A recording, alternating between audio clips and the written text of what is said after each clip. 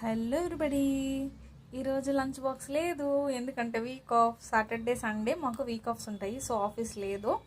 So ఈరోజు నేను lunch box చూపించలేను, సాటర్డే కాబట్టి. సో అందుకనే why don't I prepare special dish మీకోసం అని చెప్పి కందిపప్పు రైస్ చేశాను. చూడండి ఎంత బాగుందో, నాకైతే స్మెల్కే తినబుద్ధి అవుతుంది, అంత బాగుందనమాట.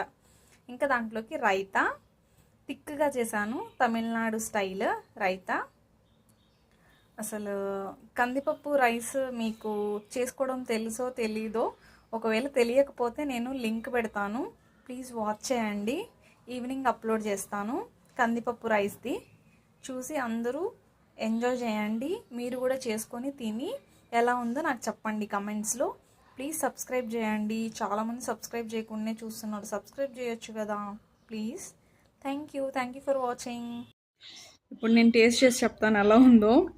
అఫ్ కోర్స్ మీకు తెలియదు, నేను చెప్పినా కూడా తింటేనే తెలుస్తుంది కాబట్టి మీరు కూడా నేను ఎలా చేశానో లింక్ పెడతాను, మీరు కూడా చేసుకొని తిని ఎలా ఉందో చెప్పండి.